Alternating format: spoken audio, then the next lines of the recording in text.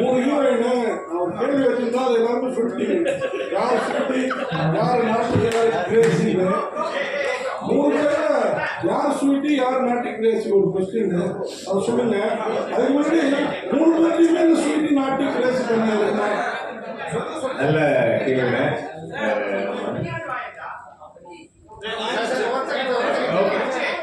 Sir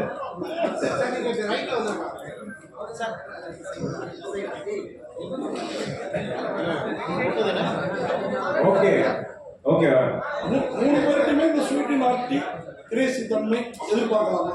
ஆனா எல்லா பெண்களுமே ஸ்வீட்டி நாட்டி கிரேசி தானே, என்ன பண்றது சொல்லுங்க.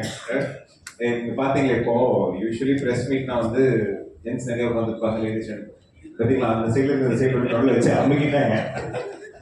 ஸோ இதே மாதிரி ஆக்சுவலி டைட்டில் ஃபர்ஸ்ட் சொல்லும்போது நான் சொன்னேன் சார், நல்ல பாக்கியராஜ் போன டைட்டில் மாதிரி வைங்க, அந்த மாதிரி ஒரு ஹியூமர் அது மாதிரி ஒரு ஸ்டைல் தான் அப்படின்னா ஃப்ரெண்டாக வைவா போவோம் அப்படின்னா.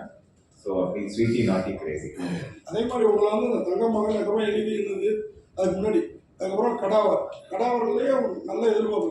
இந்த படம் உங்களுக்கு ஒரு நல்ல பிரேக் தமிழ் ஏற்படுத்தி தருமா? விரும்புவோம், வேலையை கரெக்டாக செஞ்சுருக்கோம், நடந்துச்சுன்னா சந்தோஷம். ஆனால் என்னன்னா இந்த மாதிரி நான் தெலுங்குல பண்ணியிருக்கேன். ஃபுல் லென்த் ஒரு கமர்ஷியல், ஒரு ஹாரர், ஒரு வீட்டில் ஒரு பெயின், ஒரு அந்த மாதிரி சில விஷயம்லாம் கமர்ஷியல் நிறையா பண்ணியிருக்கேன். தமிழில் வந்து ரொம்ப ஒரு டைரக்டரோட இருக்கும். இப்போ பண்ணிட்டு 2 படமே வந்து விஷ்ணு சார் லாஸ்ட் படம் பண்ணேன். இப்போ ஒரு லாஸ்ட் 5 மாசமா ஒரு படம் பண்ணி டைரக்டாக இங்கே வரேன். ஸோ கம்ப்ளீட்லி இது ஒரு வேற மைண்ட் செட்.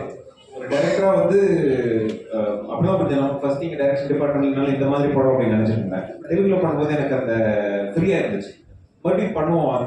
இவ்வளோ என் ஃப்ரெண்டு சொன்னான், ஏன்னா நாங்களாம் சான்ஸ் தேட வந்துட்டு இருக்கோம், நீங்களாம் ஹீரோ ஆகி நீங்கள் மட்டும் வளருவீங்க, எல்லா படம் பண்ண மாட்டீங்க அப்படின்னா சிறப்பு கல்கேட்ஸ் தானே இருந்து சரி எல்லா படமும் நம்ம இறங்கி பண்ணுவோம் அப்படின்னா தான் 2020 வரைக்கும் ஒரு 15 படம் பண்ணியிருந்தேன். இந்த 4 வருஷத்துல இன்னொரு 20 படம் முடிச்சிட்டேன். போனால் நல்லா வரணும் அப்படின்பாங்க. அதே மாதிரி இந்த படம் கண்டிப்பாக என்டர்டெயின் ஆகும். ரொம்ப எல்லாம் யோசிச்சுலாம் போவோம், உள்ளே போனோம்னா எப்படி ஒரு சுந்தர் சி சார் படம் பார்த்துட்டு ஜாலியாக வெளியே வரும், அந்த மாதிரி ஒரு நல்ல படம். ஆக்சுவலாக தமிழில் வந்து இப்போ முதல்வர் வந்து பேர் வைங்கன்னு சொல்லியிருக்காங்க கடைங்களுக்கு. அது இல்லாமல் சின்ன பட்ஜெட் படங்களுக்கு வந்து சரியான எங்களுக்கு வந்து உங்கள் சைடு கவர்மெண்ட் சைடு வந்து இது கொடுங்க நிதி அப்படின்னு கேட்டிருக்கீங்க. பட் நீங்கள் தமிழில் இந்த பேரை வச்சிருந்தா ஒருவேளை கவர்மெண்ட் உங்களுக்கு ஏதாவது சலுகைகள் கொடுத்துருப்பாங்களோ? பார்த்தீங்களா, சட்ட சிக்கலான கேள்விக்கு மட்டும் மைக்கு வாங்கவே மாட்டேங்கிறாங்க. மற்றபடி வந்து நின்று நான் கூறுவது என்னவென்றால் அப்படிலாம் சூப்பராக பேசுவார் அருண் சார். ஆக்சுவலாக 2 லாங்குவேஜ் எடுக்குங்க. ஓப்பனிங் வந்து அங்கே பண்ணோம், இப்போ நம்ம க்ளோஸ் பண்ணுறது இங்கே பண்ணோம். ஸோ 2 லாங்குவேஜ் கொஞ்சம் காமனாக புரியுற மாதிரி 2 டைட்டில் வந்து ரீச் ஆகிறதும் கஷ்டமாக இருக்குது. இப்போ தெலுங்குல நான் ரெகுலராக பண்ணிட்டு இருக்கேன். தமிழில் மறுபடியும் இப்போ அறிமா அந்த டைட்டில் பிரச்சனைகள் இருக்குது. என் பேர்லேயே வந்து நீங்கள் பேரை வச்சிங்க அது என்னோட 1000 கொஷின் கேட்குறாங்க. ஸோ டைட்டில் வந்து 2 காமனாக வச்சிருவோம் அப்படின்னு நான் இங்கிலீஷில் பண்ணேன். அண்ட் இப்போது நம்ம ஒத்துக்கிட்டாலும் ஒத்துக்காட்டியும் ஒரு படம் வந்து அது என்ன சொல்றது, ஒரு இன்சூரன்ஸ் மாதிரி ஒரு ரிலீஸ்னு ஒரு மரணம் தப்புனா கர்ணம் தப்புனா மரணன்ற மாதிரி தாண்டி வரும்போது ஒரு ஓடிடி தான் காப்பாற்றி கூட்டு வருது. நீ ஓடிட்டு வந்து எல்லா மொழியிலையும் பார்க்குறாங்க. நான் எஸ்பெஷலி நார்த் இந்தியாலாம் போகும்போது வந்து நிறைய படங்கள் பார்க்குறாங்க. ஸோ அந்த படம் பார்த்தோம், இந்த படம் பார்த்தோம், இந்த சேனலில் பார்த்தோம், இந்த ஓடிடியில் பார்த்தோம் அப்படி. ஸோ அதுக்கும் ஒரு தகுந்த ஒரு டைட்டில் இருக்குன்றதுக்காக தான் இங்கே டைட்டில்.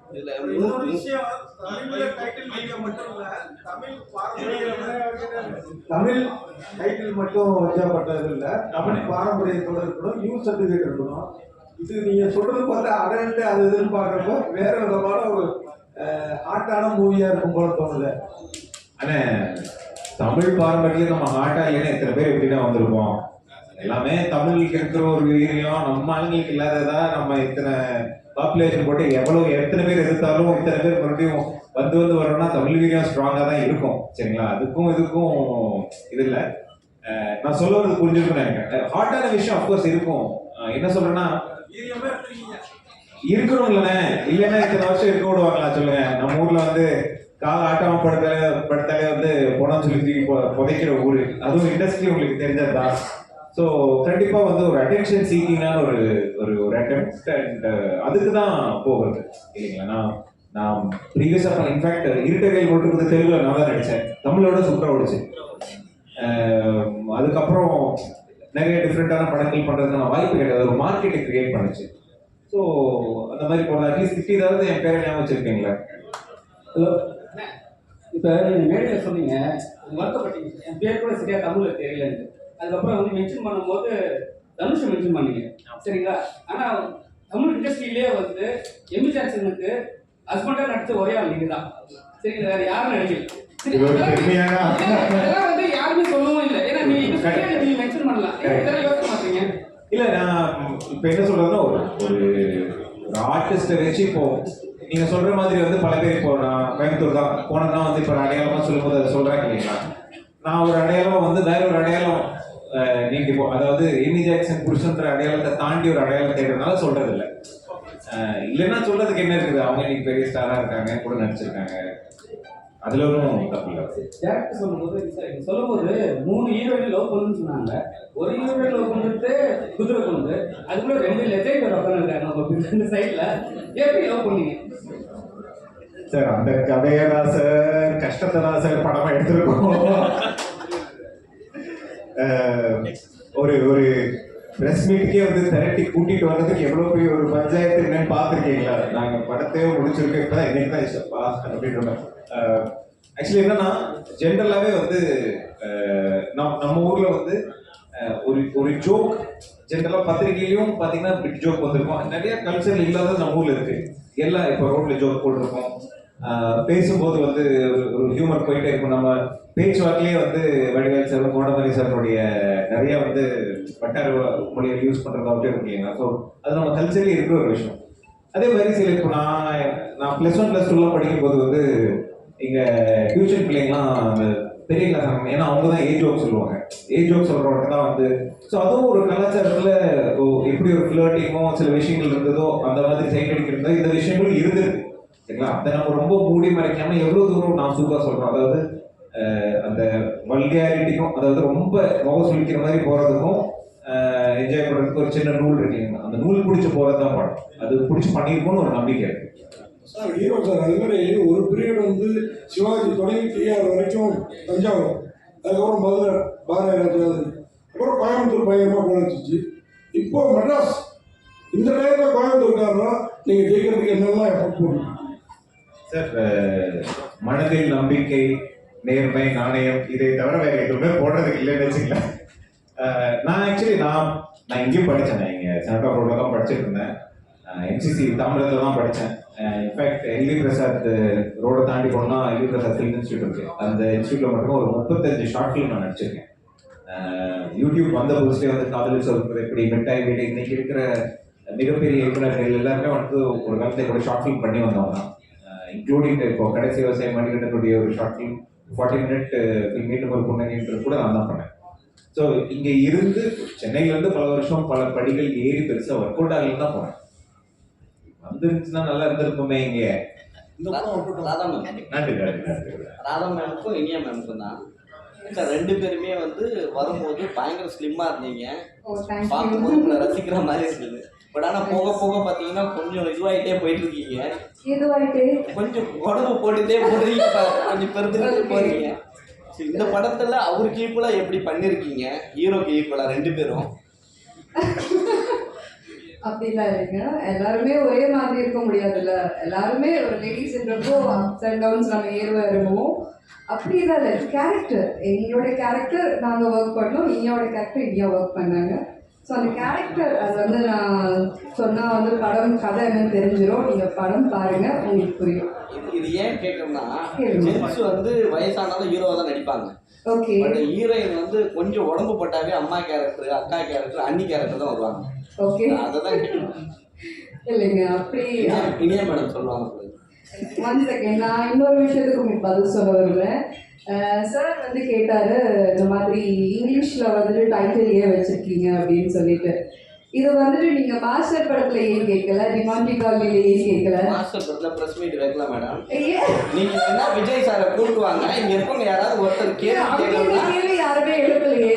மாஸ்டர் படத்துல இப்போ ஸ்வீட்டி நாடி கிரேசின்றது ஜஸ்ட் வந்து இது தமிழ்ல சொன்னா அந்த அந்த ரைமிங் வராது இல்லையா, அதனால தான் அந்த ரைமிங்காக தான் இந்த பேர் வச்சிருக்காங்க. Okay, thank you so much. So கேளுங்க, வேற ஏதாவது கேள்வி இருக்கா? இல்ல அவங்க சொல்றாங்களே, அவங்க பதில் இல்லையா மேடம் சொல்றாங்களே அது. யா, ஒன் செகண்ட் சொல்லுங்க. அதுதான் உடம்பு போட்டாவே அக்கா அண்ணி அந்த மாதிரி கேரக்டர் ஆயிடும். நீங்க ஹீரோயினா டிராவல் பண்ண முடியாது.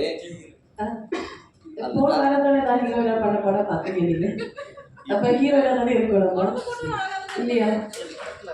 போன நேற்று தான் ரிலீஸ் ஆயிருக்கு தியேட்டர்ல. அந்த படத்துல நான் தானே ஹீரோயின். 3 கெட்ட போறேன் எனக்கு. டிரான்ஸ்ஃபர்மேஷன், ஃபிளாஷ்பேக், ப்ரெசன்ட் எல்லாம் கெட்ட போறேன். அப்போ எந்த ஒரு கண்டிங்க. அப்புறம் இன்னொரு விஷயம் சொல்றேன். ஆக்சுவலி நம்ம வந்து கதாபாத்திரத்துக்காக நம்மளை வந்து மாற்றிக்கிறது நிறைய விஷயத்துல பண்ணணும். சீரியல் படத்துல வந்து எனக்கு 3 கெட்டப் ஆக்சுவலி. ஸோ அதில் ரொம்ப பக்குவமான ஒரு மெச்சூரிட்டியான ஒரு கேரக்டரும் பண்ணணும், அந்த கெட்டப்லையும் வரணும், யங்கான கேர்ளாகவும் பண்ணணும். ஸோ அதே டைமில் வந்து நாங்கள் ஒரே ஷெட்யூல் அந்த படம் பண்ணும்போது எனக்கு வந்து டிரான்ஸ்ஃபர்மேஷன் பண்ணுறதுக்கு டைமும் இருக்காது. ஸோ என்னை வந்து யங்கான கேர்ளாக வந்து நான் வாகிஸ்டோவில் தான் நீங்கள் என்னை பார்த்துட்ருக்கீங்க. ஸோ நானே என்னை பக்குவப்படுத்துறதுக்காக தான் நான் இந்த மெச்சூரிட்டி லுக்கில் வரணுன்றதுக்காக வெயிட் பண்ணுறது ஒன்று. ரெண்டாவது விஷயம் என்னன்னா, சமீபத்தில் எனக்கு வந்து ஒரு நீ இன்ஜுரி அண்ட் ஷோல்டர் இன்ஜுரி வந்துருச்சு. அதனால வந்து ஒரு லேசர் சர்ஜரி தேவைப்பட்டுச்சுது. அதுக்கப்புறம் நான் என்னோட டான்ஸ் ப்ராக்டிஸோ இல்லை எக்ஸசைஸோ எதுவுமே பண்ண முடியாமல் சொன்னேன். இப்போது நான் ரீஹேப் பண்ணிட்டு இருக்கேன். இந்த சாங் ஷூட்டிங்கில் கூட நான் மாஸ்டர் கிட்ட சொன்னேன், மாஸ்டர் நான் ரீஹேப் போயிட்டு இருக்கேன், அதனால கொஞ்சம் ரிஸ்க் இல்லாத சீக்வன்ஸ் எல்லாமே வந்து கொடுங்க அப்படின்னு சொல்லி. ஸோ இப்போ இன்னொரு படத்துக்காக நான் வந்து கெட்டப் பார்த்துட்டு அடுத்த லுக்கில் வரப்போகிறோம். ஸோ அப்போ உங்களோட சங்கடத்தை எல்லாம் நான் தீர்த்துக்கிறேன். அண்ட் ஹீரோயினாக வந்து ஒரு ஆர்டிஸ்ட் வந்து ஒரு என்னோட அப்பா சொன்ன மாதிரி ஒரு வெர்சடைல் ஆக்டர்னா நம்ம வந்து ஹீரோயினா மட்டும்தான் பண்ணணும் அப்படின்னு. இப்போ ஹீரோயினா மட்டும் பண்ணிட்டு பெரிய பெரிய ஹீரோஸ் கூட பண்ண ஹீரோயின்ஸ் எல்லாம் இப்போ காணாமல் போயிருக்காங்க. ஆனால் எங்களை மாதிரி ஆர்டிஸ்ட் எல்லாம் வந்து இன்னும் நாங்கள் சஸ்டெயின் பண்ணிட்டு இருக்கோம் சினிமாவில். உங்களை வந்து நீங்கள் எங்களை விரைவில் பார்த்துட்டு இருக்கீங்க, சினிமாவில் பார்த்துட்டு இருக்கீங்க. ஸோ அந்த சஸ்டெயினபிலிட்டியாக இருக்கிறதுக்கு நம்ம எல்லா கேரக்டரும் எடுத்து பண்ணணும். அப்போ தான் ஒரு நல்ல நடிகையாக இருக்க முடியும். ஹீரோயினை விட ஒரு நல்ல நடிகையாக இருக்கணும் அப்படின்றது நான் ஃபீல் பண்ணுறேன். நான் அந்த மாதிரி தான் நல்ல கதைகள் தேர்ந்தெடுத்து பண்ணிட்டு இருக்கோம். அண்ட் எந்த டேரக்டர் எந்த கதாபாத்திரம் கொடுத்தாலும் அந்த கேரக்டருக்கு மோல்டு பண்ணி டிஃப்ரெண்ட் லுக்கில், பாடி லாங்குவேஜில், கெட்டப்பில் வர்றதுக்கு நான் கண்டிப்பாக என்னோட ஹோம்ஒர்க் பண்ணிடுவேன். ஸோ அடுத்த படத்தில் நீங்கள் என்னை வேறு லெவலில் பார்ப்பீங்க பாருங்க. சார் இன்னொன்று, பெண்கள்னாலே அழகுதான் சார். என்ன கலரு, ஹைட் எதுவாக இருந்தாலும் அப்படின்னு ரொம்ப முற்போக்காக யோசிக்கும் ஒரு டீம்ன்றதுனால 3 ஹீரோயின் 3 கெட்டப் ஏஜ் குரூப்ல வந்து யூஸ் பண்ணிருக்கோம் சொல்லுவாங்க. அவ்வளோ நீங்கள் தப்பா பார்த்து ஹீரோ தேங்க்யூ ஸோ மச். கடை முடிடுவான்.